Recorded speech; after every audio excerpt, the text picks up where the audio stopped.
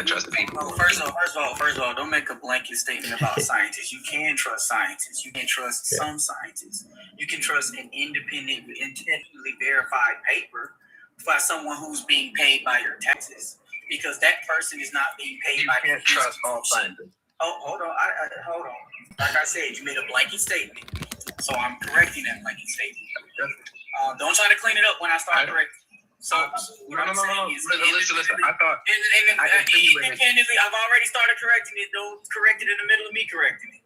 An independently verified set of data that by an independent scientist who is not being paid by a pharmaceutical company, who is not being paid by some other agenda, you can trust them because they're an independent third party being paid by an also independent third party. Well, a double-blind study, which is the gold standard of science, can be trusted, where the scientist doesn't even know what you're looking for. Yeah. So it's not like they can fudge the data because they don't even know what data you're looking for. A double-blind study is the gold standard of proving anything in science. And we have independently verified some things. But the things we independently verified is that, first of all, macroevolution is not being expressed at any point. Okay? We're not seeing one species become another species. We're not seeing that. DNA is highly conserved. And as the thing that every atheist completely avoids now is abiogenesis, because nobody wants to talk about it.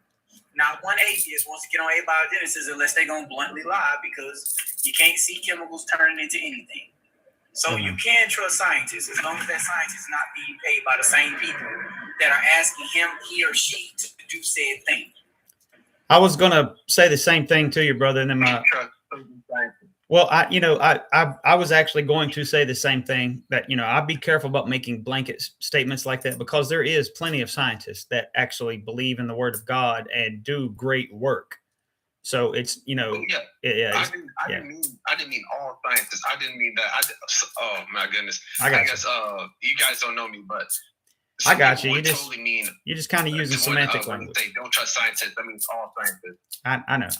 I don't mean all scientists. I got you. I think I understood what you meant, but we're just going to correct it on here because we got people listening too. So we want to make sure that, we're getting the right thing across. But I understand. You just kind of using semantic language. It's not a problem, but we're also going to, not all science. There's some great scientists out there. James Tour is probably one of my favorite. It's funny how some people think that basically all scientists aren't like creation scientists. They're all they all conform to evolution and whatnot. And there's actually great scientists who contributed to the to science. Who the person who invented the MRI, I totally forgot his name. He was a creative scientist. He believed everything was created in 6 days, and the Lord rested on the 7th day. Well, remember, 60% of the people who won the Nobel Peace Prize for science are Christians. 60% of the people who won the Nobel Peace Prize for science are Christians. But, people like to forget that because it's uncomfortable, because if you're saying that you're too smart to be a Christian, but the scientist who's way smarter than you is a Christian, it kind of destroys that I'm superior because I believe in nothing. Because a lot of atheists believe they are superior to Christians because they believe in nothing, or they believe we just magically appeared here one day, or cells just popped into existence, But, you want to believe. But when you start talking about proteins and how proteins fold, and you start talking about, you get into the weeds. When you get into the weeds of cell biology and molecular biology, you see that RNA molecules don't propagate from elements. Proteins don't propagate from elements. So how would you get the proteins and RNA molecules to pop into existence? Because every time you put chemicals together, you get the pieces of these things. You get amino acids, and they'll tell you, well, amino acids are proteins. They're not. Proteins are made of many components, not a few amino acids. And amino acids are actually bound together to create proteins, not just individual. You know what I mean? That doesn't. That's not how life works. It's not just individual amino acids. Amino acids are macromolecules. A protein is a solid biological unit that does something. It does the work of life. RNA molecules, a silent biological unit. All right, so we got let me see if my man. I don't know how to say your name. Ayanok. Just Koji, the last 4 letters of the name. I got you. How you doing, brother? Good. What you got on the prompt? I would agree with you that evolution is false. Okay. Like in a sense that we don't come from a singular cell. Okay. Nor do we come from a biblical standpoint from God as well. Because when you look at the universe altogether, humans were not made first, right? It was nature, then animals. So in that sense, what if I have a... Oh, I lost you. All right. Where did I leave off? It's because I had a plane flying over me. I got you. Okay. Oh yeah, when you look at animals, right? They were made here before us. So in that sense, did God love the animals first, even though they fight amongst each other, right? Well, they but did. When it comes to humans, they didn't back then. Humans are more portrayed as like the favorite creation, right? Right, but they were only made, some of them were actually made on the same day we were, and we were just made several hours after them. But you made a statement there about the animals fighting. They didn't do that until after the flood, right? Well, after sin, I should say.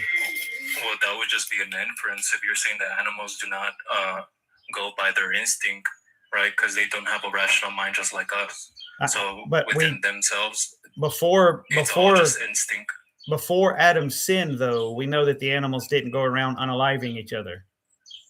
Wait, before Adam's sin?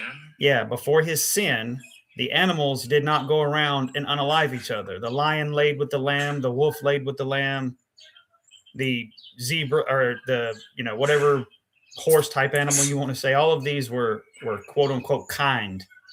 Okay, so you're saying that before Adam existed, all the animals were at peace with one another, right? Yeah, but your time frames are still off, brother. So the animals, a couple of them, like the birds and the fish, they only existed a day or so before him. The land animals, like your reptiles and stuff like this, they were made on the same day man was made. So they only existed a couple of hours before Adam. So Adam stayed in the garden. The Bible doesn't say how long he was in the garden before he sinned. I imagine that clearly it wasn't a couple of days. He probably was in the garden. Let's just use a real easy round number and say 100 years. So I would imagine for the first 100 years, the animals did not unalive each other. There was no violence among them. But look, here's the thing. I'm saying that all the animals were created, right? So there must be a cause, but putting the cause onto God is special pleading. It's like filling the gaps of the unknown. That just because we don't know where the animals came from, we're just gonna apply it to God. But that's not how I hold my theology too. Do you know what a hominid is, Toast? Oh, my bad. Yeah. Do you? Because I'm gonna just say this. I got you. Hold on. Let me ask him. Let me ask him a question. Humans are genetic manipulated. Hold on. I'll get to that. Breeding animals. But I got a guy that jumped in, so let me ask him a question first. Do you know what being rude is?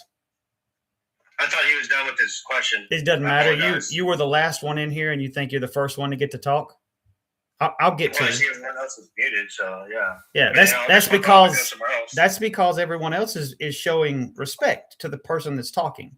I don't mind a little bit of jumping in if it's on topic, but clearly you're going to another topic, which I don't mind dealing with, but you're being extremely rude. So well, I apologize for that. I'm not going to do it. I'm not going to apologize again, but I asked you a question that was on point, on topic. It was germane, but somebody else can go first. Thank you. I'll get to you, brother. No problem. All right. I have a quick question. Hold on one second. Let me make sure I'm done with Cujo. Or I'm sorry, I'm saying your name if I'm saying it wrong. Kuji, if I'm saying it right. Did you have anything else, brother?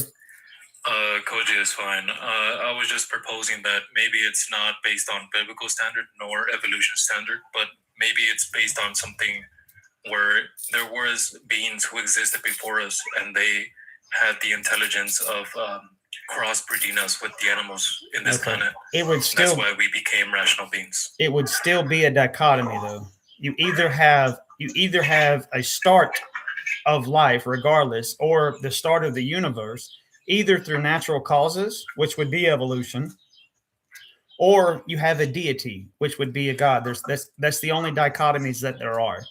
So even in what you're stating would still be, it doesn't explain their beginning. Okay. But all right, you've been chomping at the bit, man. What do you got? I was just asking if you know what a hominid is. Yeah. What about him? What's a hominid? A species that never existed. That's not what it is. Oh, well, tell me what it is.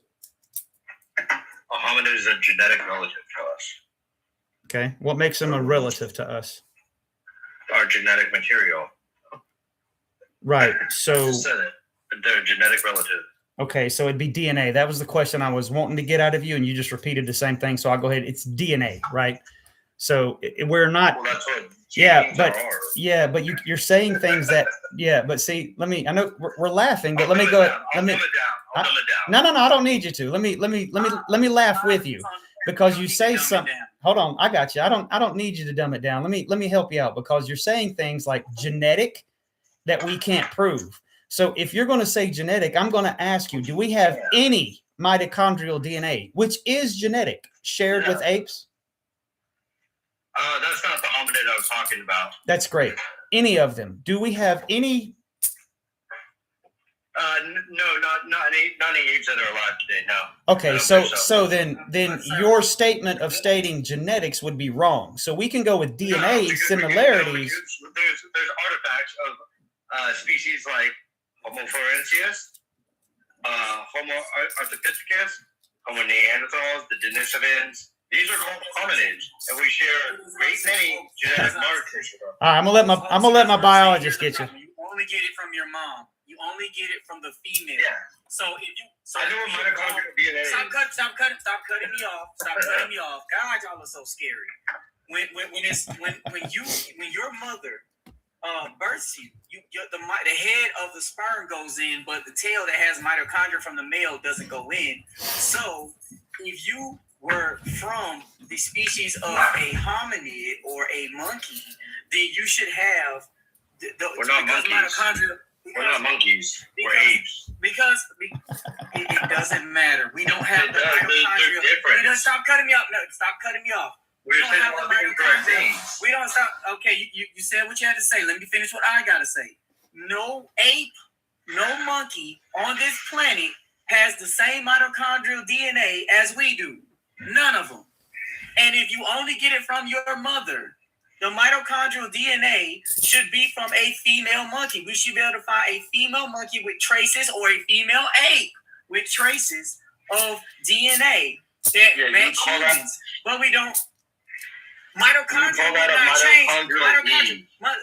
Listen. Mitochondria do not change. Okay, they don't change because you only get. That's an adaptation. Mitochondria. You can measure it across species with great traumatic events occur. Hold on. Stop cutting me off because you're scared. We're going 100 monologues. Speed it up.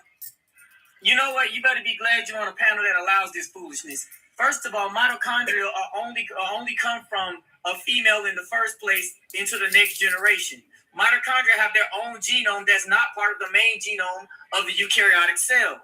So if the apes, which are eukaryotic cells, the mitochondria is only coming from the female, then we would only have mitochondria from females, even from the apes. So we should be able to find a female ape that shares some of its mitochondrial DNA with the mitochondria that we find in human beings. That's called a mitochondrial Eve. Mm-hmm. Why did you say that? Do you know how cratograms work? Listen. Do you know what a crategram is? Listen. I asked the question. Listen. I listened to your monologue. You know what a crategram is? All right. Okay. All right. Dude, you just talking fast. Just actually talking to a biologist. Do you know what a crategram is? Hold on. What is your subject matter expert in, sir? All right. Well, I actually would be a nerd. What are you? All right, guys. Where'd you get your degree? Stop. Where'd you get your degree? It doesn't. Hold on, guys. Guys. All right. I'm gonna mute both of you just for a second, okay? It doesn't matter. That's called an argument from authority. That's why it doesn't matter where he got his degree. Either his art. I studied nursing, so I took comparative data. I took microbiology. I don't, guys. I'm mute you again. I'm a board certified medical laboratory. Hold on a second, guys. Listen to me real quick. Where'd you get your degree? You're certified. Guys, I'm gonna be honest with you, brother. this is my live and I will kick you. I'm getting a little bit. I do not care from the argument for authority. I don't care. I don't care if you come in here and show me 50 million degrees. I think that's great, man. It's very great. I'm very proud of you. You're very smart. That's great. But argue with the argument, right? Go with the argument. It doesn't matter if a really smart person says it or not. It's a logical fallacy as an argument from authority. Now there is. I know. I don't care. I don't care. Okay, brother. Okay, stop. All right. So listen, calm down. Let me get back involved in this, okay? So we can have this conversation. So he said exactly what I was saying about mitochondrial DNA. So when you say that we share the same DNA thing, I would go back to the argument of saying that's common designer, right? The DNA in an ape that tells it how to build an arm with 5 fingers, with a hand, and eyes, 2 eyes, a nose, a mouth, and ears, 2 arms and 2 legs. All of these DNA in that animal and in us are going to be almost identical because it's a building block that tells the body how to build structures. So I would expect it to be the same. So I would expect our DNA to be same. But the one thing that we don't see that my brother mentioned, that I mentioned also, is that the mitochondrial shows that we are not related. You just want to use DNA similarities, which can also prove common designer. Okay? You're muted up, brother. You have to unmute. I wouldn't necessarily take it to a designer. I would say same source. Okay. I never even said any of those arguments that you're proposing. I You never said them. Yeah, you said I genetics. mentioned we share genetic material. Okay, That's what I said. genetics would be that, brother. That's why we went there. That's why he and I both went there, because you said genetics. Do we not share genetic material with them? What do you mean? What define genetic material? Genes. We have similar DNA, but we do not share it. If that's what, yeah, we don't share it. Yes, we have similar DNA. Correct. Yeah, that says we most likely came from a common ancestor. But it And does. That's what you would call a mitochondrial Eve. But no, right there, 60% you're share wrong, DNA. brother. Right there, you're wrong. It's not mitochondrial Eve is for humans and human only. It doesn't come. We don't share it with monkeys. Apes are not monkeys. Okay, we don't share it with apes. We don't share it with apes. Then There you go. we don't share mitochondrial DNA with apes. Well, yes, we do, because the No, we don't. Denisovans and the Neanderthals are apes. So No, they're you're not. thinking of like common gorilla. That's not what I'm talking about. Think primate. Yeah, It's a classification, buddy. Neanderthal has our DNA in it, not ape DNA. We are apes, dude. So You can't. are you not an ape? No, I'm not an ape. You can't just redefine stuff. If I was just to do what you Humans are did. apes. Okay, listen to me, brother. If I was to do what you just did, would you accept it? If I just said rocks are trees now because I just said that. Are humans apes? We're gonna Google it. No. Yes, biologically, humans are classified as a species of ape. Crazy. Okay, can you So you know more than let's see, Australian Museum. Let's look at some other sources. Who? American Academy of Arts and Sciences. who? Listen to me. You're more educated than them? Listen to me. Humans are, of course, primates. Okay, Interesting. I'm trying not, Smithsonian, how about them? brother. I'm trying to show you some grace because I want people up here that disagree with me. I want to talk to them, but I can argue with Google on my own, right? I can do that by myself. I don't need you to do that. Smithsonian? So yeah, I wouldn't mind if you want to call them up and get somebody on here to debate me. I promise you, I would. I think you're well beneath their platform, sir. Do you have an argument, or are you just going to go to Google? Because I can do that myself. Well, you said we aren't apes, and that you're not going to take my word for it, but how about Right. the Smithsonian? Sure, I need to see genetic information gained. Can you give me one example of that throughout all of the history of the world? One example of genetic information gained, and I promise you, I will concede. Here's the thing: it has to I don't know be. what you mean by that. Okay, I'll answer it. So genetic it has to be passed on to generation, right? New information as far as new structures, new code, new function, new DNA, and it has to be gained obviously when it wasn't there before. And my last caveat is it has to be testable and observable and not inferred. Can you just give me Yeah, one so that's example? called epigenetics, and usually I'm gonna bring up something called like it's related to trauma. That's not what epigenetics. Epigenetics. Hold on, guys. That is not what epigenetics is. Just let him. Yeah, well, we're gonna Google the biologist with the Hold on, Annie. I'll get to you. epigenetics is the study of how behaviors in the environment cause changes that affect how genes work without altering the DNA. Okay, some of epigenetics would not I thought the cause. biologist would know that. Guys, Epigenetics would not cause. Epigenetics would not cause a new gene to be. It determines how that gene is expressed, but it does not create new DNA. That's not what epigenetics is. all right. Well, So, Epigenetics does not create. completely unique. guys. New DNA. Guys. He asked you for new DNA. That's not new DNA. I'm asking you for genetic Trauma, information. especially in childhood, can lead to persistent Who? genetic markers that regulate how genes are. Who? Listen to me. Listen to me. What's going on? Okay, everybody, just calm down for a second. This is not a free for all. Okay, I got this. I know what I'm doing. Who? Listen to me. I need an example. Do you got an example of genetic information gain? Yeah, I would probably have to go back and look at some traumatic events like the Trail of Tears. You can probably look at. How is that Native American DNA from pre-colonial civilization? How is that genetic information gain? What about it would be gain? Well, it'd be change. Is that what you mean by gain? No, Change? no, brother. Do you want me to define it again? Yeah, Sure. I believe you're talking about the Genet- changing of our DNA. Okay, listen. Altering Okay, in one generation. brother, correct? do you see how just listen? Okay, I want to have this conversation with you, or I would have kicked you a long time ago. Listen, okay, I need you to focus. Genetic information gain, it has to be genetic because you got to pass it on to your next generation, right?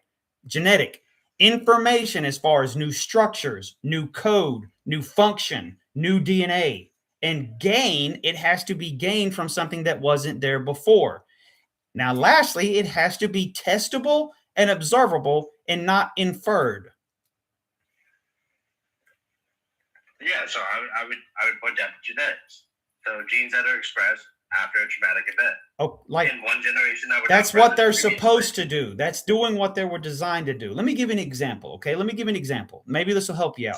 So they have claimed evolution several times. I like to use bacteria because bacteria has 9 generations in a single day, and it takes those millions of years away, right? So you've heard them claim that bacteria becoming resistant to antibiotics is evolution, right? They've evolved a way around it, right? So if bacteria faced a new threat of antibiotics, and then it evolved a new coding system that created a new mechanism to fight the antibiotics that wasn't there before, that would be evolution. I would agree with you. I would say that's an adaptation. If it's new, it wouldn't be an adaptation, brother. You can't adapt something that's not there. That's literally the definition of new. Well, they're adapting to their environment, right? Okay. This is present of a new. All right, Jordan. I'm gonna. antibiotic, right? All right, brother. Listen. Can I try, host? Yeah, you can try, but I'm getting ready to move on. So go ahead. Okay, so when they talk about them adapting traditionally, what they're actually doing is they're becoming they call them competent. When they become competent, that means they can uptake new DNA, auxiliary DNA. It's not part of their genome. It's not part of their main genome. So the core chromosome of the bacteria doesn't change. What actually happens is it picks up a plasmid from another bacteria. That's why when they say it was evolving, the scientists were incorrectly stating that, because that's not evolving, picking up new DNA from another source. Is it just getting a plasmid from another bacteria? That is not how, that doesn't change the species. You see what I'm saying? You have to change the core chromosome to change the species, not auxiliary DNA. If there was some change to the core genome of the bacteria, then the bacteria would actually be evolving to another bacteria. It's not. It's only auxiliary DNA that conveys antibody resistance. It literally does nothing else. It doesn't do anything else to other functions of the bacteria other than let it metabolize something or lets it fight a particular antibody. So it's not part of the main genome. So would you say a mutation is an example? That's the problem. It's not even mutation. It's actually less. I'm asking. That's a question. Would be a change. I know what I'm saying is No, I'm just kidding. Let me finish it. If the core chromosome, because when you look at a diagram of a bacteria after this, I'm sure you can see what I'm talking about. The central chromosome, that is the genome of the bacteria. That is unchanged. What happens is the little plasmids that the bacteria pick up, that's how they resist antibiotics. They don't change their DNA at all. It's nothing but a little packet of antibiotic resistance that they pick up from other bacteria, but it doesn't change that bacteria's cells or its genome or its proteins or its RNAs. It doesn't change anything else about the bacteria. It is only merely resistant to resistance. That's all it is. It's conveying resistance, but there is no change to the central chromosome. Thus, the host is correct. It's not evolution. I'm asking, would a mutation in humans be an example of genetic information gain? No. Well, here's the thing. It's not a genetic information gain in humans. I'll give you a perfect example. Cystic fibrosis, which you find a lot in people of European descent.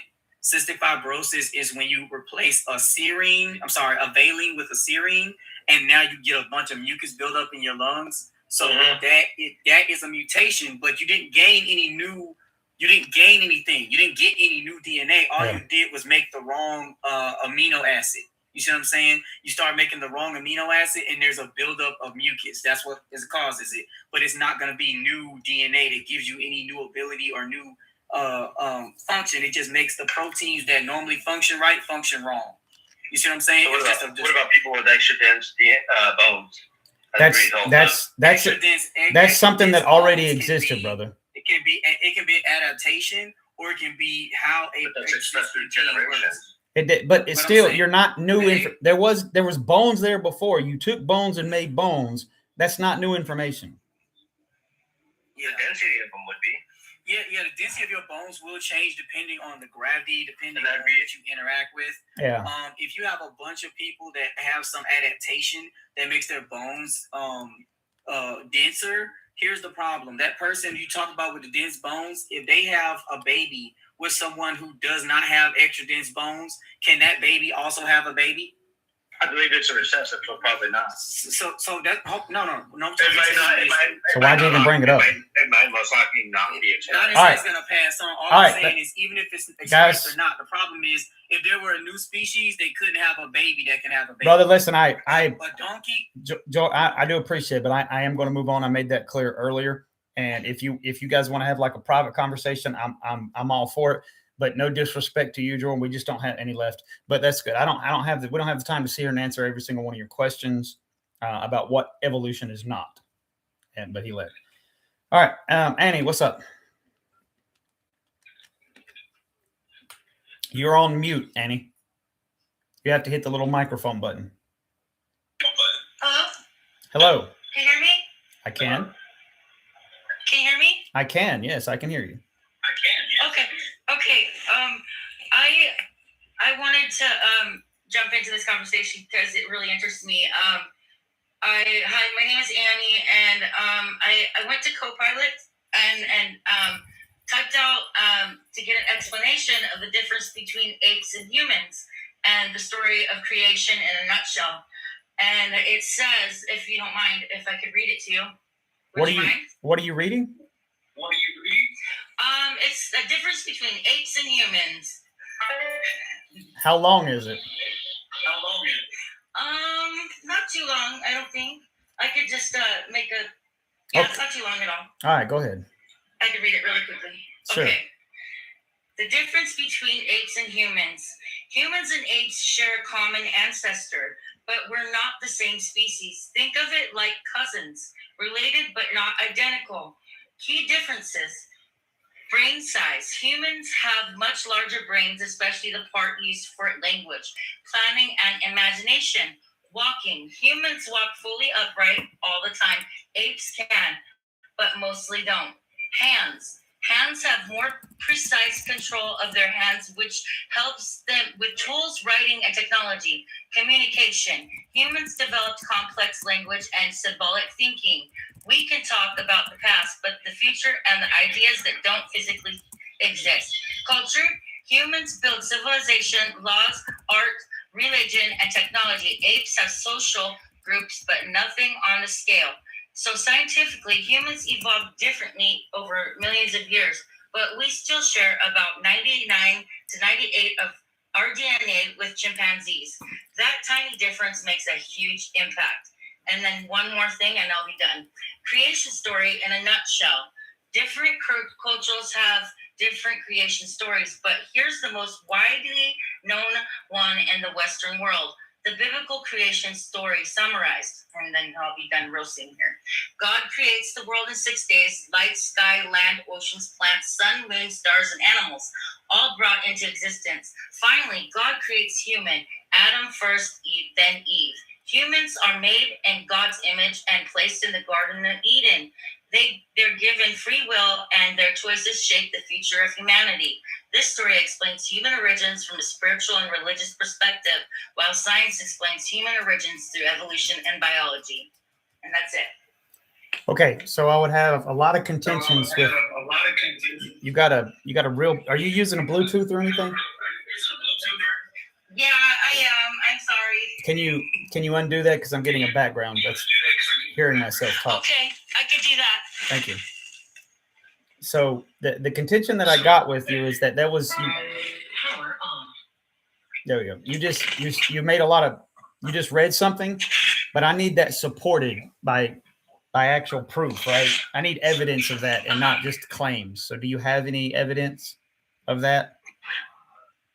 I guess I don't, but I thought I would just give that information.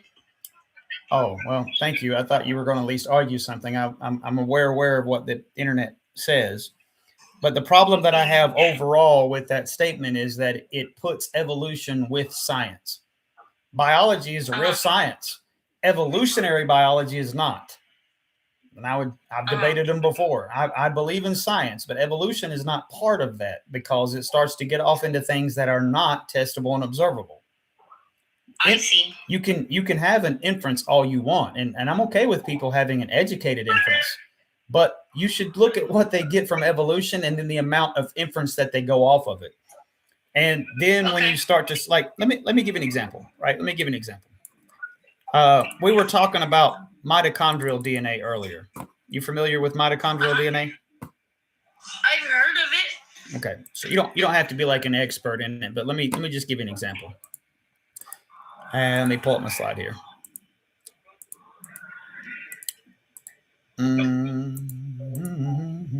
Well, where is it? There it is. So mitochondrial DNA it's passed on, like my brother said earlier, it's passed on from your parents, right? And we can go all the way back to mitochondrial Eve. Long story short is it's a real field in science that they use to test DNA, basically, right? So there's two measuring techniques that they use for mitochondrial DNA. One of them is called pedigree calculations, and the other one is called substitution calculations. This is what the mathematics that they use in an effort to get how many generations or how long they think it's been around. Okay. So what they do is they took a look in pedigree calculation. They take a look at the known rate of mutation, the mutation rate within the mitochondrial DNA, right? That calculation rate gives us tens of thousands of years. I think it's like somewhere up to 12,000, but tens of thousands of years, no more, right? That's it. Okay. But then you have substitution calculations. Now, substitution calculations are not testable and observable. Pedigree calculations, the one that I just gave you, are testable and observable. They actually count, between the generations, how many mutations have happened, and then they apply that out, and that's what gives them tens of thousands of years. I think it's like 12,000 if I'm not mistaken. That's testable and observable. That's real science. Then they got substitution calculations. Substitution calculations take the same amount of information, but they take a look at something that's fixed within the mitochondrial DNA, and then they assume that it used to be a mutation. And then they calculate how long they think that mutation took before it become fixed within the mitochondrial DNA. It's not testable and observable. It's inferred. So that one gives you hundreds of thousands of years. So now I would ask you, which one do you think that they go with? The testable and observable science one gives us 10,000 years old. But the one that's not testable and observable, the one that's inferred, gives us hundreds of thousands. Which one do you think that they go with? I think the one that has the most the proof in the pudding. You know what I mean? Like that. No, they actually the one that has the proof. Well, that would be incorrect. They're going with the one that gives them the great age, because they have. So it's assumption. Yeah, they have a bias. They have a bias saying that the universe is millions or billions or trillions of years, whatever they're up to now, and they need. So they would just take a chance of assuming that that's true. That's a big chance. Yeah, they take a lot of assumptions into evolution. That's my biggest problem with evolution, is the amount of assumptions that go into it. Yeah, okay, I agree with you. Well, and let me ask you this, because I like to talk to people that I've had good conversations with. I do this, one, because I want to strengthen the faith of the Christians, and two, I want to get the lost saved. So are you familiar with Jesus? Yes, I am. Yeah, you saved? You know him as your personal Lord and Savior? Yes, I do. All right. Well, it's a great conversation with you. Got any questions before I move on? No, thank you. I think this was really a really good conversation. Thank you. Thank you. I really appreciate it. God bless you. God bless you. That was nice. She was a very nice person. Good conversation. Guys, I don't want to skip anybody. Who was in here next? Yeah, thank. What's up, brother? Not much. Yourself? Show me your valor in battle. Hello? I got you, brother. What you got? Oh, yeah, no, what, can you move your head really quick? I want to read the... I got you. Cool. What the fuck is a pre-trib? It's Never heard of it before. Yeah, it's talking about the pre-tribulation rapture. So it's talking about the end of times, basically. Pre-tribulation rapture, post-tribulation rapture, that kind of deal. Oh, so you just don't think the rapture's real? No, I think the rapture is real. I just don't think the pre-tribulation rapture is biblical. What do you think it is, if not biblical? Are you familiar with it? Because, I mean, I can go into it, but it's going to get kind of biblical and confusing if you don't know anything about it. Sure, go ahead. So what do you know about it first? Nothing. You can just talk about it if you want. Well, that's fine. Are you a Christian? No, I'm an anti-theist. Yeah, so it wouldn't do me any good with you, brother. There's no disrespect, but you know what good could that conversation possibly bring? Because you don't believe in it anyway. So you're going against your Bible? No, I'm not going against my Bible. I'm pretty sure your Bible says to try to get non-believers to believe, don't it? I am, and that's why I'm not allowing you to waste my time, so that I can get people in here that actually believe and want to have a good conversation. No, it says to get non-believers to believe. That's what I'm trying. Believer, and Yep. You're giving up on me. That's not very godly. I'm not giving up on you, brother. I'm just not talking to you about something that you're not educated in. You just said I'm not worth your time. No, I said you're not wasting my time. I'm not allowing you to waste my time. I haven't kicked you. You're still in here. The same. That is the same thing, sir. Brother, I have a quick question. Sorry to interrupt. sure. What do you got? Sure, go ahead. So, one of the main questions I'm actually very curious about is like, where do you get this information from? Like, in terms of like the whole mitochondrial cell and all that stuff you were mentioning. I've been studying it for a long time, and I read all I can read and look at papers, and I give sources on my slides and stuff that I look at. So you're free to go on my page, and if I do a teaching on it, my earlier stuff, I hadn't been doing this very long. My earlier stuff, I just kind of started off, so I didn't put a lot of where I got things from. But if you look at the stuff that I've started doing now, obviously I put the links in there so you can see where I get my sources. But it's all over the place, man, all over the place. That's cool. Well, I have another question. Sorry to ask, but no, you're fine. There's this question I've noticed a lot of skeptics would ask this in terms of specifically atheists, but I'm a Christian, just keep it in mind. I do believe in Jesus Christ as my Lord and Savior, so I do think that there is a God, and I was really impacted by when you said how it points back to DNA, how it has information that points back to a designer. Mm-hmm. And just for people who are not Christians, my main question to you, and I'm going to let you handle this the way how would you answer it, is who created God? Just for the people around. Yeah, that question is it's not a logical question. It implies that God was created. So the question itself falls apart by the way you ask it. Convenient. So convenient. If it's I an think unanswerable question, then it's not convenient. It's the actual answer. I don't care that you don't like it. It doesn't hurt my feelings that you don't like it. How if you believe I'm going to answer. If you believe that a deity, and you don't have to go with my deity. This is just logic, hero. So if you just use a little logic, any deity that creates time has to be outside of it. Duh. So if he's outside of time, then he doesn't have a beginning, does he? Duh. Isn't that convenient how logic works? I feel like you're just terrified of the idea of there not being any real purpose for your life. No, so cram. Whatever made time, space, and matter could not have been inside of time, space, and matter. He's you keep talking like you know so much about biology. Give us a scientific rendition of how chemicals would have become alive. Please explain to me how carbon, oxygen, nitrogen, sulfur came together and turned themselves into a protein or RNA molecule, and then tell us what would be wrong with a protein or an RNA molecule that formed outside of a cell. Please tell us what would be wrong with it and tell us how it would form on its own, since you know so much about science. So, Cram. Yeah, I mean, do you know anything about amino acids? Yo, please. Amino acids are macromolecules. Amino acids are macromolecules with an amine group attached on the side and a acid attached at the top, and in the middle is a carbon atom. That is not alive. Just because something is a macromolecule doesn't make it alive. Please explain how proteins form from the elements and how RNA forms from the elements, and what would be wrong with that RNA and what would be wrong with that protein, since you understand abiogenesis so well, sir. I mean, if you want to talk about it, there's protons, neutrons, and electrons. Anyways, that's a different topic.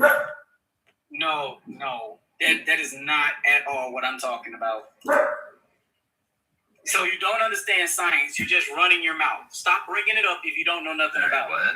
I'm sorry, but what is your point in saying I don't know a thing about science? All right. Again, you're talking as though Christians are ridiculous for believing in God. Yes, so you believe in abiogenesis. Ridiculous. So and you're ridiculous to believe in abiogenesis when you can't explain any aspect of it. All right, so can you explain it? So here we are, though. You can't explain how the fuck a God works. I got you. So, Cram, hold on. I got you. Let me get this back. Hold on a second, bro. I'm gonna get this train back on the track. So, you think that it's ridiculous for Christians to believe that we come from a God? I understand that. Yes. We think it's just ultimately even just more ridiculous that you guys believe you come from a rock. I think that's stupid. Here's the problem. You asked me a question, and I personally did not have an answer, but I just Googled it, and I can find it. The answer's here. Oh, please. Have the answer. All right, give us the answer for abiogenesis. I want to hear that. I will. Okay, I'm listening. It is the natural process by which life arose from non-living matter. That's not telling me how. That's not telling me how. Second, Nope. I'm sorry. This is my live. I'm going to control it. You're not just going to monologue. I don't care what you say. How you just say that it happened. I ask you how it happened. I'm sorry. I'm just reading something off for you right now. And yeah, sure. So let's see. What happened? There was a common created that for that to happen, because for it not to happen, you have to have a cause to make it happen. Wait, I'm sorry. We can the first cause uncause is not what we're talking about right now. We'll get to that later. So I'm waiting to hear of your explanation of abiogenesis. Since no one has ever been able to figure it out, you really think you're about to read it off to me right now? We have sorry, someone's calling me. 1 sec. Yeah, this is the biggest question in science, and he thinks that he's literally about to read it off to me right now, guys. The biggest unsolved mystery in science, and he thinks he's about to read it off to me and tell me how it happened. And I'm pretty sure you said earlier that even though with the whole Google research, you could just still debunk that, right? No, I said I can argue with Google if I want to myself. But that's what you said. I wasn't sure, but something like that. Yeah. So he's talking about, he might bring up the Murray-Urey experiment where they created the quote unquote prebiotic soup and struck it with lightning, created amino acids, but they didn't create life. So they don't know how to create life. They've never created life. And my friend thinks he's fixing to read me something on how it happens. I can't wait for this. Bro, that's going to be an interesting answer to hear. I'm looking forward to it. I'm going to tell you right now, I'll make a prediction. He's not going to answer. He's going to dodge it 100%. That is so true, bro. Listen. I don't know if this name's Andreas or something. I'm telling you, when you Google it, the first thing is no. That's the first answer, no. And then it's a long explanation for no. I was only asking a question of who, or just about that there is a God and there is evidence to prove that there is a God, and that's all the question I asked. No. I don't know that much about like the whole macro evolution. I'm not talking about you. I'm just talking about when he Googles it, because he's trying to Google it. When he Googles it, the first answer is going to be no, and then it's going to be a long explanation for no. This is going to be followed by 100 papers also saying no.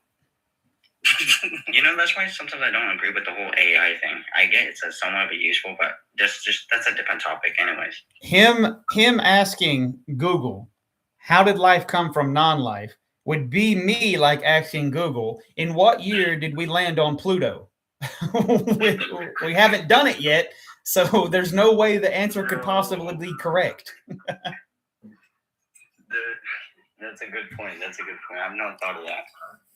All right, wow. And then the whole protein thing, when I asked him about proteins folding, what would be wrong with the proteins, what would be wrong with the RNA if it formed outside of a cell, he didn't even address it. And I'm just telling you, if he was Googling what I said, he would already have stopped, because there's no way. So yeah, it's fine though. He can look as long as he wants. Yeah. Hey guys. What's up, man? Thanks for letting me join. Sure. What you got? Yeah, I wanted to. I heard Azra.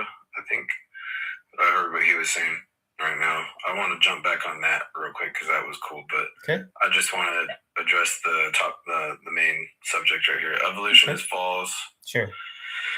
The flood was real. I believe the flood was real for sure. Okay. I think evolution, I don't know. It could be partly true. I believe but the flood was real, and I want to go to this. I'm pretty sure you guys have seen it. You've seen them finding like sea creature fossils at the top of Mount Everest and all that, right? Yeah. So that pretty much proves that everything was underwater at one point.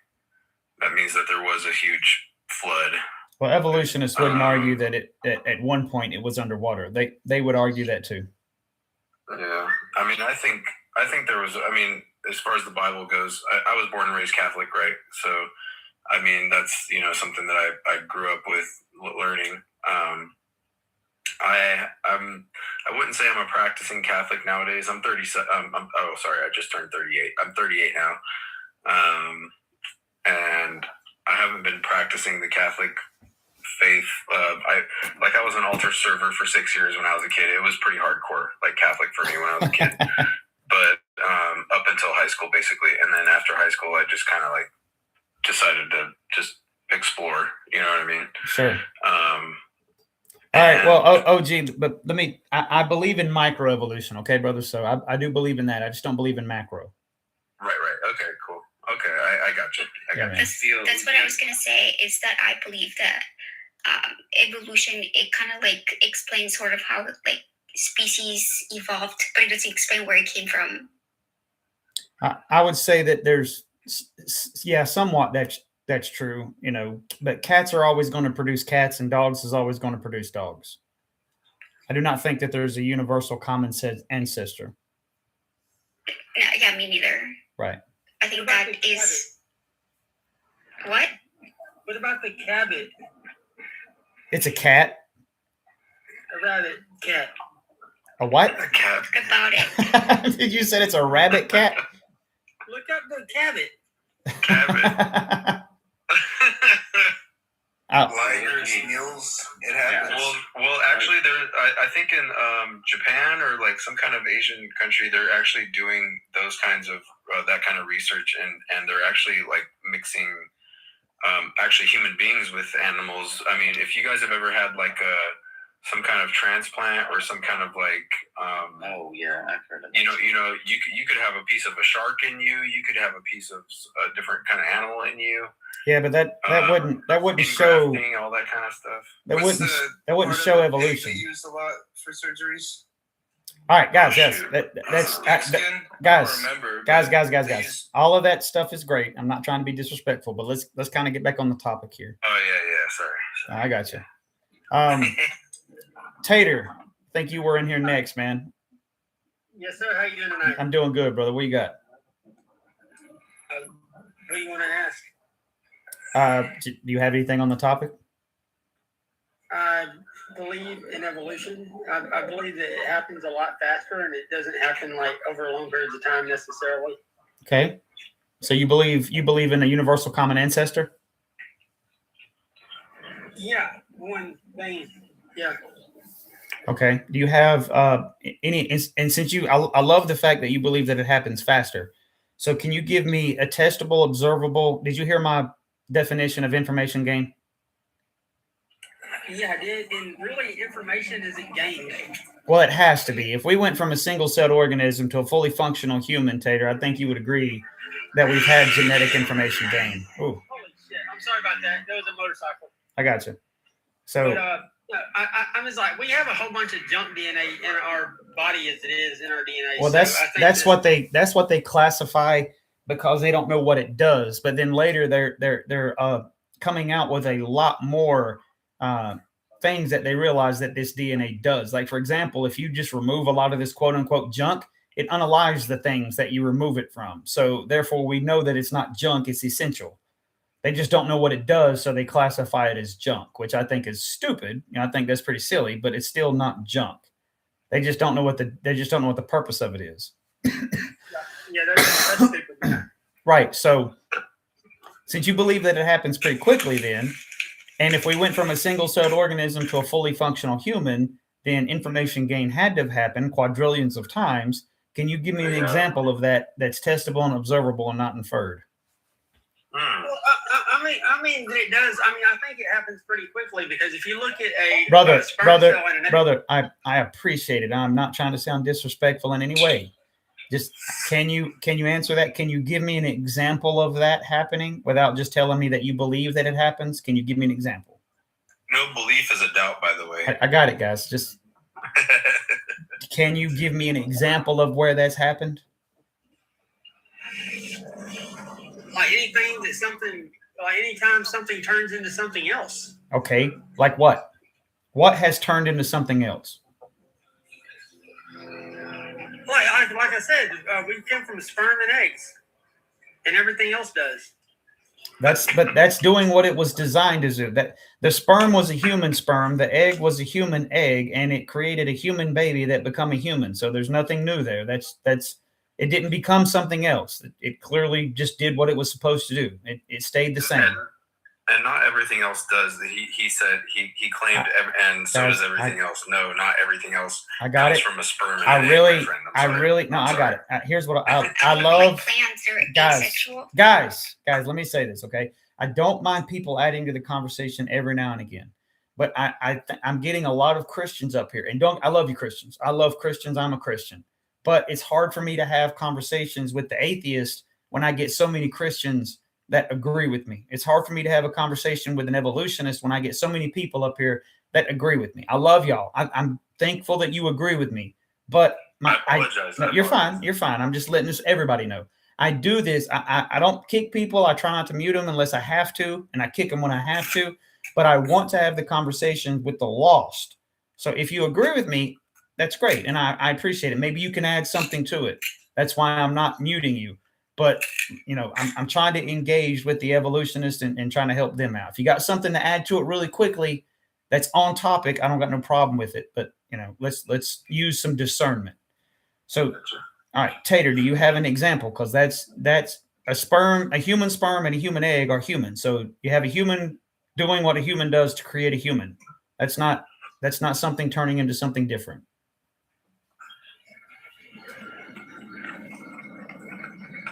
I want to say platypus, and I gotta go. A platypus. What did a platypus? He said, "All right, you left." I don't know what a platypus turned into from. I don't get it. I don't know what happened. A platypus is one of the things that us creationists like to bring up, not evolutionists. Yeah. It's got a duck's bill. It's got venom glands on its knees and stuff. It's crazy. Yeah, it's got stingers. It's got stingers and poison. No stomach or something like That's that. crazy. Like, Yeah. crazy. Are you back yet? There. Hold on, I didn't follow you. I'm following you now. Thank Okay, you, man. I'm sorry, creation. You I got you. a Sokram, you back yet, man? I guess not. Richard, what's up, man? Oh, not a whole lot. Honestly, don't have anything that opposes your views here. I just wanted to touch up on a few things. Sure. So really, I mean, if that's okay, if you want to skip me, go to someone else. I don't mind you adding.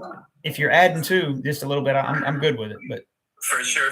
All right. So you know how like when water recedes, it leaves like these little ripple effects in the sand, whatever it was underneath. Yeah. Whatever was underneath the water. Yeah. Well, if you get up on a plane and you look like from like Idaho to like, the rolling plains. Yeah. At a certain height in the sky, it literally just looks like receding lines from like water, like rushing out really fast. And one of those theories is that like the whole, like where Canada and Alaska was, and part of the North, like the United States was like there was like giant iceberg, like a lot of water that was frozen there. And due to it melting rapidly, this leads to the floods too. You know what I mean? Yeah. It caused the ripple effects and stuff, and caused sea levels to rise, and blah blah blah blah blah blah blah blah. That's information that leads to the about the floods. Yeah, that's cool. I never heard that before, but that makes sense. Yeah, that's interesting, man. Thank you. Also, if you look at a water geyser too, like what it looks like when water isn't coming out of it, and you look at a meteor crater, they literally look identical.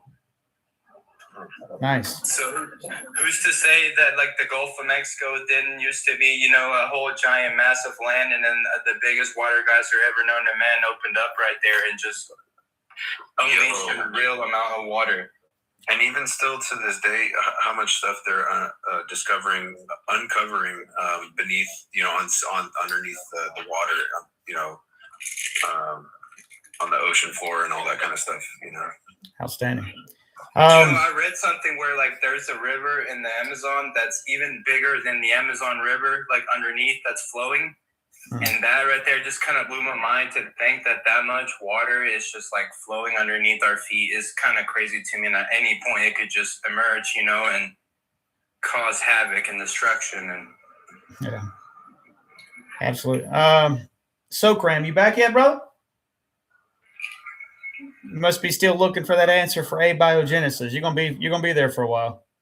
I like the picture you have though with the Sasquatch, like he's like, oh, I'm about to drown, bro. I like how you said, well, that's supposed to be an ape man, but I like Sasquatch. That's funny. All right, David, what's up, man? You doing all right? David Lowe. I just want to say, I think I came as close as anybody's ever came to proving evolution wrong, literally proving it wrong. Remember, I was like, I wanted to connect and do the obsidian. Long story short, it's pretty simple. It took me a long time to get here, but I ran like all these different variations of evolution, right? Yeah. And one species of every type, right? Okay. And no matter what I tried, I couldn't get back to any variables that made any sense. Okay. Then I dove into the reports and I read all this stuff. And I mean, just by whatever luck, I was like, can we put all their parameters in that are the most cited? And we're talking like the population size, mutation rates, benefit fractures, selection coefficients. We have 38 parameters by all the stuff that they do, like Lynch and Coney, Drake, Earwalker and Keating and all them. Anyways, so we put in all their parameters. I'm like, can we work back and just say, make a model that works? Dude, it came back, no. And the thing is when I do it forwardly, they'll always say that I had something wrong. But when I say, here are all your parameters that all of y'all agree on, and even the papers that say they come up to those equations, they don't. I don't know. Game over. I'll send you the stuff if you like. Yeah, man, that sounds interesting. I appreciate it. The question about the flood, the guy was talking about it. The ringwoodite actually holds 3 times more water than all the water in the oceans on Earth. It's like about 400 miles down. We have this mineral called ringwoodite, and it holds 3 times as much water as all the oceans on Earth. And Ringwoodite? Yeah, ringwoodite. It's on with and these are not creationists. These are just standard geologists, and they found this weird mineral that holds water under the ground. And it's like 400 miles down or something. So you mean like it's like you mean like it's a mineral that like it's a sponge and it like holds a large amount of water? Like yes. What? So that's not from creationists. That's from like geologists. They weren't even looking for that. They were looking for something else. They found it completely on accident. But it just is supposedly, according to them, it holds 3 times as much water as all the water in Earth's oceans. What part of the world? What part of the world where was this discovered? Oh, you can when you Google it, they'll tell you. Okay. When you Google it, they'll tell you. And it was just really weird to me. It was really weird to me because I'm like, we don't know nothing about the Earth, but we claim that there's no way the flood happened. But a lot of scientists and seismologists agree that there was a worldwide flood. Yeah. And they're not Christians. They just say that there was a worldwide flood. And then you have a Christian claiming it, and because the clear Christian said it, no. But the geologist said it, and I still hear people say no. So there's enough evidence. There's enough evidence to back it up. To be honest, there's more than enough. But we do abiogenic research, and this is what I find amazing. When I challenge an atheist to show me how life comes from non-life, proteins from elements, RNA from elements, they can never find any proof. All they go is, well, we found some amino acids. Were they assembled into a protein? No. What would be wrong with the protein? What would be wrong with the RNA? They never answer because they don't know. And then we turn around and they say, okay, prove you're God. I'm asking you to prove something that's right here on Earth with me and you can't do it. You asking me to prove something that is an ethereal being from outside the universe. I'm asking you something very easy. You asking me something that's literally impossible. Yeah. Because you want me to quantify. They want me to quantify God. You want me to quantify an all-powerful being. But I'm asking you, just give me one example of a protein coming straight from the elements or an RNA coming straight from the elements, and what would be wrong with that protein or RNA being that it formed outside of a cell? They can't even answer that question. And it's in every 9th grade biology book, by the way. Thank you, guys. What I'm talking about is not college biology. This is in 9th grade biology books. It tells you the answer. Yeah. I never took biology. Well, okay, so I was born in '88. I graduated high school 2006. So I think I might have I did not take biology. And if I didn't really, I guess, grasp the idea of it.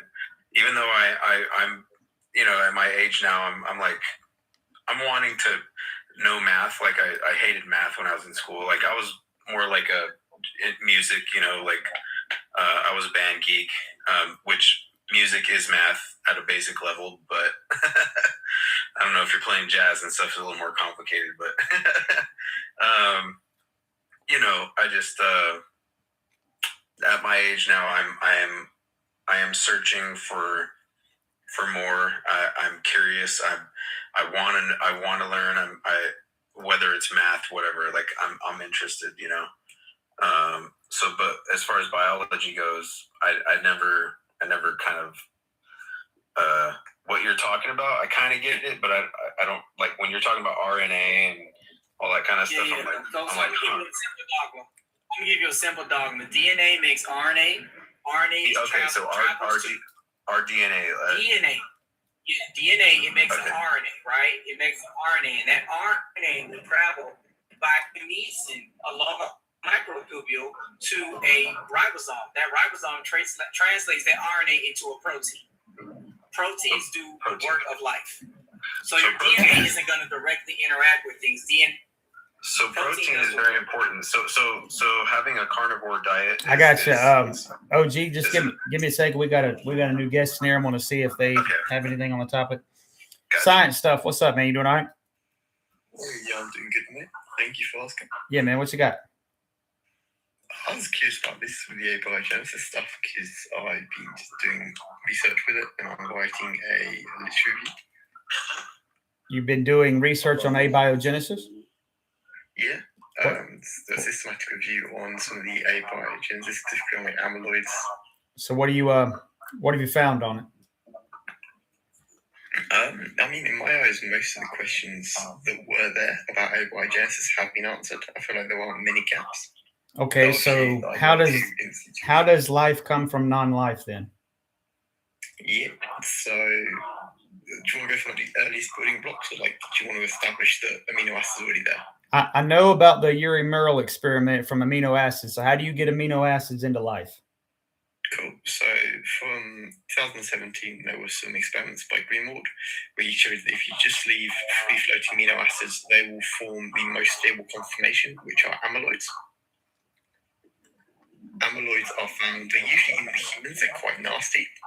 They're found with like Alzheimer's disease, sometimes Parkinson's disease, mad cow disease, that kind of thing, where they're, in the sense they're misfolded, but in reality they're proteins that can self-replicate and self-assemble and copy themselves over and over. Okay, so how did this turn into life, brother? With amino acids, it showed they would always form these amyloids spontaneously. Okay. No, sir. Yeah, I know. I'm just going to let him get it out, guys, so we can. What I like to do is let them get it out so that they're clear about it. That way we can show everybody, even the people listening, so they can hear both sides of the argument very clearly. Thank you. Even if I disagree with it, and I might stop you some point, but go ahead, side stuff. Get the rest of it out. Thank you. So from these initial polymers, so yeah, these are proteins we form from free-floating amino acids with the presence of carbonyl sulfide. When it forms, because amyloids are self-assembling, they will keep the same amino acid conformation. So like the lysine, arginine, lysine, arginine. There'll be arginine, lysine, arginine, lysine. So keep building. And then a little bit snaps off, you've got two identical proteins. And they also found that if you have metal ions that are found naturally in the hydrothermal vents, these will create primitive forms of enzymes spontaneously without need for anything. So for example, ATPase, carbonate to carbon dioxide. I got you, brother. You're telling me how all the building blocks are there. I get you. So you've got all the building. You've got. Hold on, brother. You've got all the building blocks there. How do you get life? Yeah. So you have machines now that are able to the proteins without the need for DNA. Then these get trapped within vesicles that are formed from Fischer-Tropsch synthesis. So wait, stop. You said we have machines now. That doesn't tell me. That's what I just said. I know that's what you science. I know that we have machines now. Congratulations. So I'll ask it again. How did we get life from non-life? They didn't have machines 65 million years ago or billion years ago, whatever y'all stupid number y'all are up to now. Exactly. So I just want to establish what you said. So I was talking about the enzymes are able to form spontaneously as metal or amyloids. Do you get what I said when I said that? I just want you to answer the question very directly, okay? And we can skip all of the other stuff. Machines formed without DNA because they combine with the metal ions found naturally within the environment. Okay, so you're saying, even if I granted you that, which I wouldn't, but even if I granted you that, you're saying that this created life? Individually, no. However, by being contained within a vesicle, so individually. So can we get to the part where there's life? To get a source of metabolism from using basically the hydrogens moving into the alkaline vents. So wait, you have a metabolism with, hold on. You have a metabolism without life? Yeah.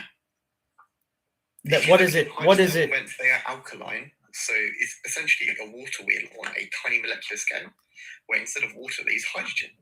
And because the hydrogen is being moved in, they can use this as a battery, essentially, and spin the turbine of the cells. And we see this with life that exists there now, like archaea that exists. And this was classified as life now? And this is what the life is using. So okay, can we get to the life part? Yeah, so you combine these together. So you've got trapped in a bubble, Mhm. you've got protein machinery, Okay. you've got RNA clinging onto the side, because the only way it can stabilize is by grabbing onto the side chain. Okay. And you've got a self-replicating system, because remind you, because they're the same amino acid configuration, if a bit snaps off and goes into another bubble, you've got two identical bubbles. Therefore, you have self-assembling, self-replicating life, which is now able to use the free energy to basically Sure. evolve. Okay. So I would grant, just for the sake of argument, let's say I granted you all of that. You're telling me that they've done this, they've created life in a lab? Each of these steps have been completed.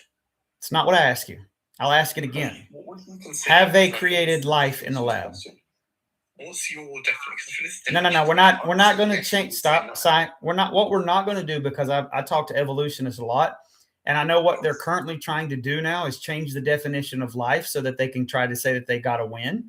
We're not changing the definition of life. It is what it always has been at the simplest form, a single-celled organism. So I'll ask you again: have they created life? I would say yes. You going to say yes? Well, No. you would be so factually incorrect. I'll show you the papers that I have supporting it, but No, it's you genuinely up to interpretation. right. So they haven't created life at all, and for you I'm to saying yes, but once again, it's up to interpretation. no, it's not. No, it's not. It's not up for interpretation. What you're trying to do is change the definition of life, so then you can say it's up for interpretation. I'm well aware of that. I'm also aware that the evolutionary community are trying to change it. This was found out during one of the James Tour debates, that they're trying to change it to say that something that just takes in nutrients and grows, something that reproduces, then there you go, that would be life. But that's not been the definition. I just explained all of those things. Perfect. I know, and I just granted you that that's not life. You can say that a crystal does that. Life. No, it's not life. Something that grows with the environment. It's able to form and be contained in the bubble. It has metabolism. You see, so it uses it grows itself because amyloids are able I got you, to brother. grow. I got you. So before I hand you off, because I'm not going to be disrespectful, I know my man right there wants to get in here on you, but I want everybody in the comments to really pay attention to what just happened.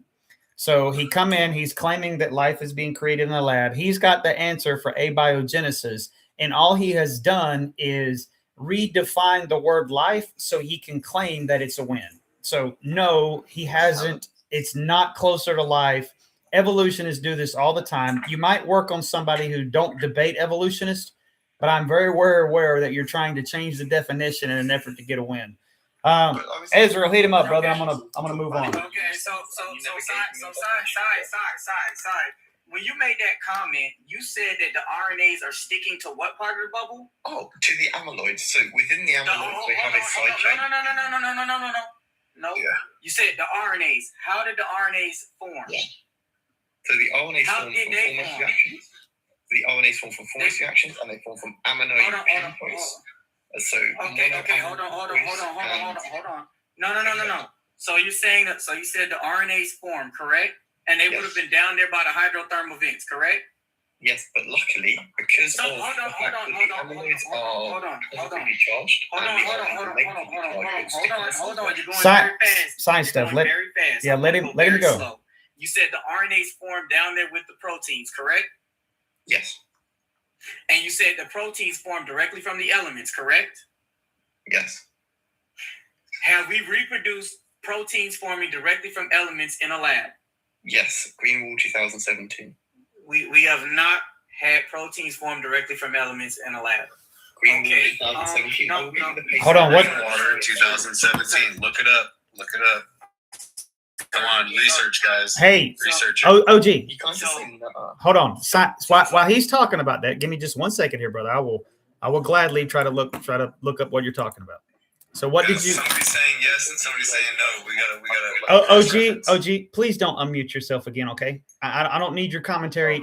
Yeah, I got it. I'm doing it. So science stuff. Please tell me what the name of the experiment was in 2017. Science stuff. Tell me what the. You so mute. Was it floating? I'm just going to give you the Google Drive link with all the papers. There you go. It is in the comments. If you open that up, it's got like 50 papers. I'm literally you're sending it to the device I'm using, brother. Yeah, it's just take a screenshot of that. which is a doxo. But yeah, so no, don't keep talking because it was my turn to talk.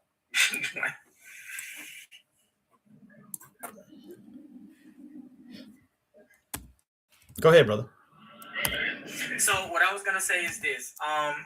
First of all, RNA molecules. Can you tell me what pH RNA is destroyed at, sir? Side stuff. Can you tell me the pH that RNA is destroyed at? It's like 7.4. I might be wrong. Yeah. Any pH above 6 destroys RNA. What does water do to ribose? Right, I understand, but I'm asking you a question. No. You don't need to speed run it. Don't speed run it. I'm asking you very slow questions. What does H2O do to ribose? It strips away the sugar. Okay, ribose is the sugar. Yeah, the sugar gets stripped away from Okay. So what is the ocean made of? Water. Can I please elaborate? Whoa. So if the RNA is down there with the protein by these hydrothermal vents, what does heat do to RNA? Destabilize it. Okay, what does water do to RNA? Destabilize and break it down. But what does even in a primordial ooze, if that pH in that primordial ooze is above 6, what would happen to the RNA? Even it don't matter what liquid it is, if the pH is above 6, what happens to RNA? Yeah, I know it breaks down, but once again, okay. Can I please talk? So you have been talking. I'm now retorting what you said because you've been talking. So here's the issue. First of all, we have never ever seen anything go in regard to elements straight from elements to a protein. We see amino acids, but we never see those amino acids spontaneously assemble themselves into a protein. Now, a protein that forms outside of a cell, can you please tell me what would be wrong with a protein that forms outside of a cell? Nothing. Proteins that form outside of cells would not be folded into their tertiary functional structure. No protein would function unless it was folded into its tertiary functional structure. The fundamental way proteins work has not changed in all of creation or in all of evolution, period, because everyone knows that when a protein is formed, that protein has to be folded because there's certain parts of the protein that must interact with the environment and certain parts of the protein that come together. Proteins that form outside of cells would not be folded into their functional tertiary structure. Random assembly of amino acids would be the primary structure of a protein, not its functional structure. And any RNA molecule that formed outside of a cell, can you please tell me what would be wrong with that RNA molecule? Okay, so I've got a counter. Explain to me why Don't answer a question with a question. I'm asking you. You cannot get it from random. You cannot get it from random. You cannot get it. Stop cutting me off. Stop cutting me off. You can't get it from random. Guys. Hold on. I will. Stop. I'm gonna jump back in because I will say this. Now, side stuff. I sit here very calmly, cool, collectively, and I let you go through the whole thing. I even stopped my man and said, "Hey, I want him to hear it." You have interrupted him a lot. Now, he asked you a question, and the first thing, and I do have a rule. One of my rules is answer the question directly, and then I will allow you to expound. But he's building the case, and I'm allowing him to do that. But you instantly ran from the question, and now you said, I'm going to ask you your own question. So answer his question directly, and then I'll allow you to expound. Thank you. Okay.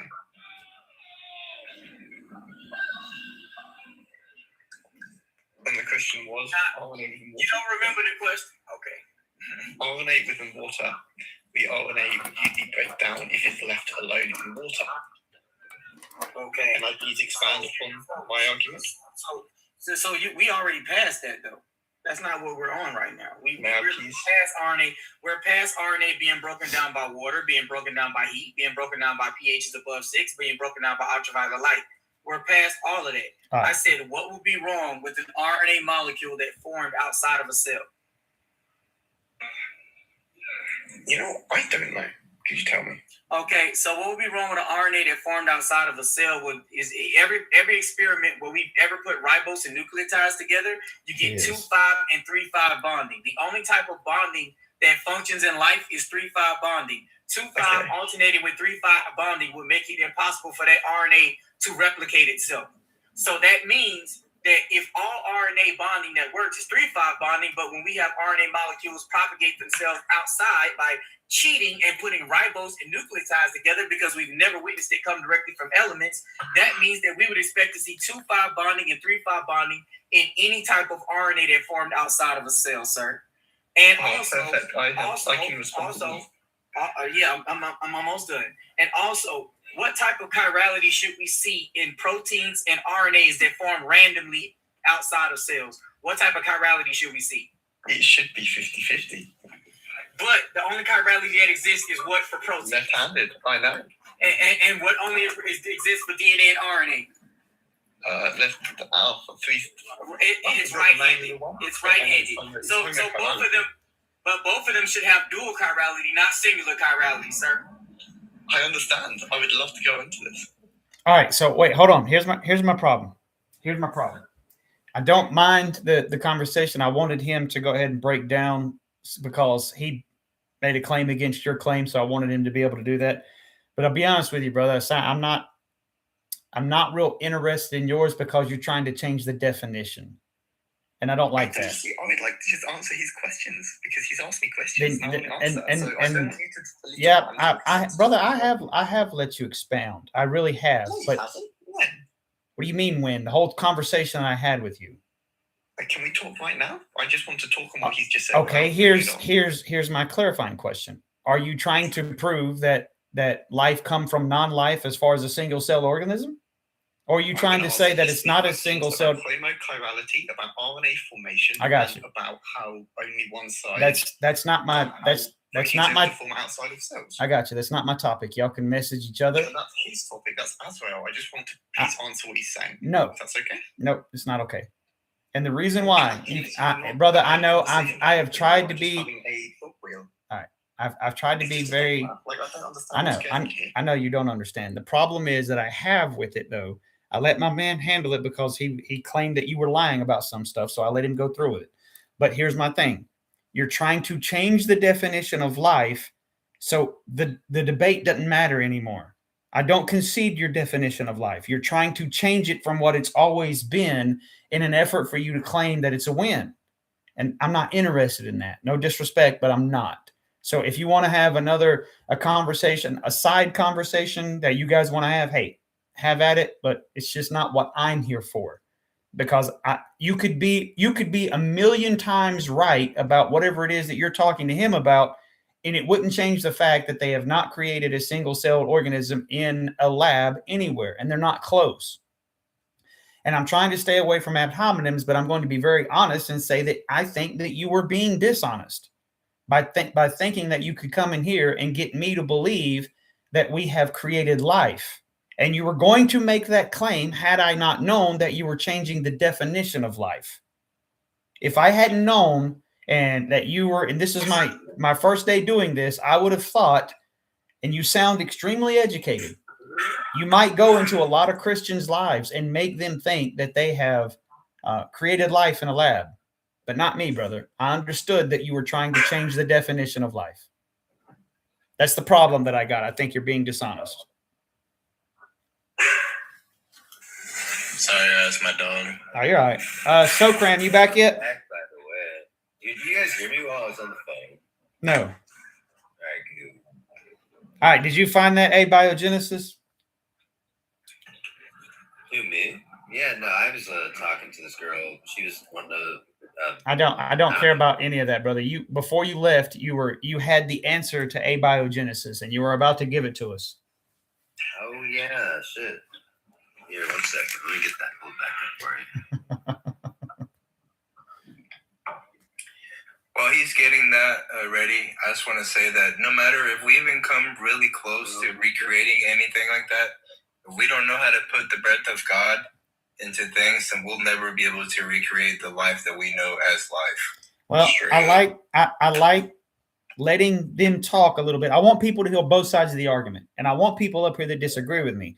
But, normally I probably should have kicked him as soon as he said machines. There wasn't any machinery to do all of this stuff that you're claiming happened. Yeah. So I was going to say the same thing and cut into, and I'm sorry, and I know you don't want me to cut in. I'm sorry. Yeah, I appreciate you not. Yeah, thank you for letting me be here, to be honest. And before I'm just gonna ask everybody one question. If you guys could answer, that'd be awesome. And then I'll mute myself for the rest of the time. And I'm gonna stay here because I'm really interested in what you guys are talking about. I'm very, very, very, very interested. Okay. I was drawn here. God's calling me to listen to this conversation, so I'm going to. But my one question to everybody is, I'm just curious, what is your guys' profession? Like everybody, what do you guys do like for your job? If you don't want to say it, that's okay. But I'm just curious, what do you guys do for it? Because everybody's here for this topic. And I'm just curious, what do you guys do on your regular time, like for a job to make money? I transport medical cannabis. Nice. I was in the cannabis industry for about 14 years. That's cool. Type shit. That's cool. Okay. I'm a general manager in the fast food industry. Okay. Food. I love food. All right. I'm retired. My man. You got it. It's not okay to say that word anymore, Alan. That word's not in my vocabulary anymore, man. Yeah, dude, that's not cool. Well, I'm 68 years old, too. Just because you're older does not mean that you have an excuse to use that kind of language. So I'm not. Congrats on retirement, buddy. Hey, thank you for having me up here, guys. Yeah, I gotta go. Unfortunately, my dog's freaking out, so I gotta see what's going on. But yeah. God bless you all. God bless your families. I hope y'all have a great rest of your day. Thank you. All right. So Thank you. I still have a full-time job, and the reason why I don't give a lot of information out about it, a lot of people may know, I've mentioned a couple of times that I'm in a law enforcement type field, but I don't give any specifics about it because these evolutionists hate my guts. And the last thing that I need is them harassing my work, saying that they reported me on here all the time. They report my channel all the time. They report me for hate speech and everything else. So that's the reason why I don't give out any personal information on here. Respect. But I'll tell you what, man. I'll tell you what. As long as you're a good dude and you're taking care of your business and you're doing the right thing, I think God and your guardian angels will protect you. Oh, I'm not worried about being protected. I'm worried about having to drag somebody out and get law enforcement up here because they tried something stupid at my house. OG, let me just say this. I don't want to sound like a tough guy either, but my whole life has been in the combat field. So I will say that nobody needs to come try me. And it's not because I'm scared. It's because I don't want to have to do something that would cause me to. And I'm also going to say, if it ever comes down to that, you'll still be protected because if you're doing the right thing, man, you got protection. Okay. Yeah. Well, so, God is good, but this is a fallen world. As far as my profession is, I'm a medical laboratory scientist. Right on. I was wondering, actually, for you, Azrael, especially because the way that you talk is you use a lot of words that I'm not used to hearing, is on the science level and all that. And then I'm going to definitely put a notification bell on this live. Is this your regular kind of thing, creation? Actually, right now I'm kind of doing it. It's kind of randomly right now. But I am thinking about probably doing at least 2 days a week that are scheduled, probably Tuesdays and Thursdays. I hadn't really set down on that, but the bigger I get, and thanks to the people watching, I'm getting bigger. The bigger I get, I'm probably going to set more time so people can actually go towards it. So I'm looking at Tuesdays and Thursdays. Also randomly when I can, but definitely probably Tuesday, Thursdays. I think it's really important. Because it's information that people need to sort of hear if they're on that level, or so to speak. Like I said, I'm not totally on the level yet because you guys are talking about things like RNA, DNA. I kind of get it, I understand, but like I have to look